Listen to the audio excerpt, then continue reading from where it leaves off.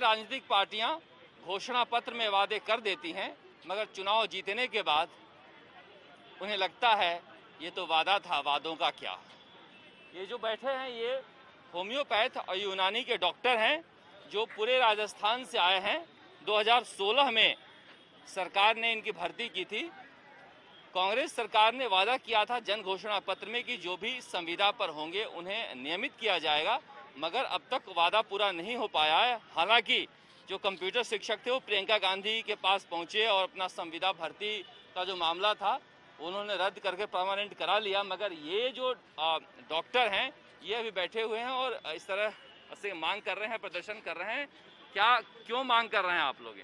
सरकार ने जन घोषणा पत्र में वादा किया था कांग्रेस पार्टी ने हमको नियमित करने के लिए, तो उसी वादे को पूरा कराने के लिए राजस्थान के प्रत्येक जिलों से यहाँ पर होम्योपैथिक यूनानी के जो RBS के आरएचएम में जो चिकित्सक लग रहे हैं उनको इकट्ठे हुए हैं और हम चाहते हैं सरकार ने अपने जन घोषणा पत्र के अनुरूप हम सबको नियमित करें, क्योंकि सरकार ने हमारे साथ के जो आयुर्वेद चिकित्सक थे उनको नियमित करने के लिए भर्ती निकाल रही है, तो होम्योपैथी और यूनानी चिकित्सकों को भी नियमित करे सरकार। क्या सरकार ने कभी वादा किया था आप लोगों को कि हम करेंगे नियमित? सरकार ने जन घोषणा पत्र की जब घोषणा की थी तो उसमें हमको बाकायदा PCC बुलाया गया था और कहा गया था कि आप चिकित्सकों की क्या मांग है। हमने कहा था हमारा एक वादा है कि हमको नियमित किया जाए, क्योंकि हम as per Rajasthan service rule exam दे के पास हुए हैं। SRS हमारे अलग से हैं, पर राजस्थान सरकार एक तरफ वादा कर रही है कि दावा कर रही है कि हम 64% जन घोषणा पत्र के वादों को पूरा कर चुके हैं। इसी परिप्रेक्ष्य में मैं ये कहना चाहूँगा कि आयुष चिकित्सक, कोविड और मुख्यमंत्री जी की संवेदनशीलता, इन सभी का बहुत एक मोरल जुड़ा हुआ रहा है, क्योंकि कुलदीप राका जी ने भी VC में कहा था कि माननीय मुख्यमंत्री महोदय जी कि मैं जब कोविड से हुआ तो मुझे इस आयुष चिकित्सा पद्धति आयुर्वेद, यूनानी और होम्योपैथी से बहुत लाभ हुआ। इसी परिप्रेक्ष्य में हम आरती डोगरा जी से मिले, उन्होंने हमको 10 दिन पहले आश्वासन दिया, परंतु अभी तक कोई तार्किक हल नहीं मिल पाया। तो इनका कहना है कि 161 विधायकों ने इनके समर्थन में लिख कर दिया है कि इन्हें नियमित किया जाए। बहुत सारे महिला डॉक्टर हैं जो आई हैं। क्या नाम है आपका? नमस्कार, मेरा नाम डॉक्टर हिना आफ्ताब है और मैं जिला जोधपुर से CM साहब के गृह जिला से। आप CM साहब के गृह जिला से ही आई हैं, तो क्या सुनवाई नहीं हो पा रही है आपकी? सुनवाई नहीं हो पा रही है, इसीलिए यहाँ तक आना पड़ा है उनसे मिलने के लिए।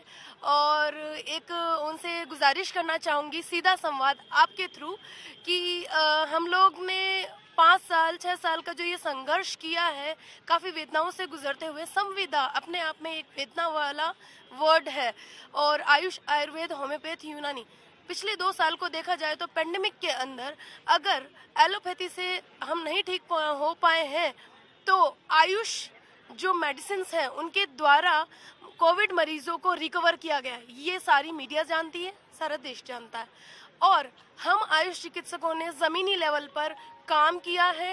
एक घर से पेंडेमिक के अंदर हमने कोविड पेशेंट्स को बाहर निकाला, उन्हें छुआ, उनको केयर किया, उनको मेडिसिन से ठीक किया। तो शायद एक बच्चा भी रिवार्ड के तौर पर कुछ लेता है अपने माँ बाप से, तो हमारी गुजारिश हमारी सरकार से सिर्फ इतनी सी है कि हमें उस काम करने के तोहफे में ही हमारी ये जो छोटी सी गुजारिश है कि हमें परमानेंट कर दिया जाए, तो हमें बहुत खुशी मिलेगी, क्योंकि हमने सप्रेम उनको वोट देकर अपना लीडर चुना है।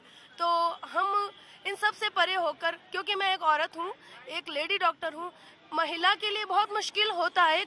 कई बार सरकार कहती है कि हम नौकरी देते हैं संविदा पर, कुछ दिन बाद ये लोग परमानेंट होने के लिए कहने लगते हैं। हालांकि प्रियंका गांधी का आपने स्टेटमेंट सुना होगा, उन्होंने कहा कि संविदा पर जो नौकरी है यह बिल्कुल ठीक नहीं है।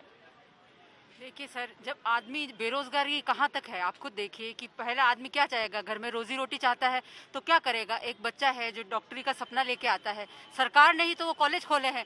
सरकार जब आयुर्वेद में 100 सीट देती है, यूनानी में 100 सीट से देती है और होम्योपैथी में 100 सीट देती है, तो हम सरकार से ये कहते हैं कि आयुर्वेद को ही आप परमानेंट कैसे कर रहे हो। आयुष का मतलब होता है तीनों, आयुर्वेद, होम्योपैथी और यूनानी। जब अब आयुर्वेद को परमानेंट, जब हमारा ये एग्जाम के थ्रू हम लोग ये आए हैं, प्रॉपर चैनल के थ्रू है, इसे हमें संविदा भी नहीं कह सकते हैं। जब हम पूरे पेपर के थ्रू एग्जाम देके पूरी प्रक्रिया के थ्रू आए हैं, तो आप हमारे साथ में सौतेला व्यवहार कैसे कर सकते हैं? जब उनको आप परमानेंट कर रहे हो तो क्या सिर्फ और सिर्फ उन्हीं चिकित्सकों से आपको फायदा हो रखा है?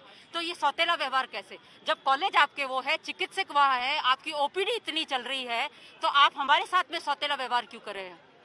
ये कोरोना में जिस तरह से ये कंधे से कंधे मिलाकर डॉक्टरों के साथ काम किया है, और सबसे बड़ी बात है कि डॉक्टरों की पढ़ाई करने के बाद 2016 से लेकर अब तक 16,000 से लेकर 22,000 की तनख्वाह तक पहुंचे हैं।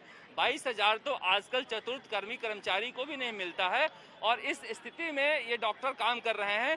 और सरकार ने वादा किया था इनसे कि हमारी सरकार बनेगी जन घोषणा पत्र में, तो जो संविदा कर्मी हैं उन्हें परमानेंट किया जाएगा, मगर प्रदर्शन कर रहे हैं। ये यहाँ पर सरकार के तरफ से अभी तक आश्वासन नहीं मिला है इन्हें कि कब किया जाएगा या नहीं किया जाएगा।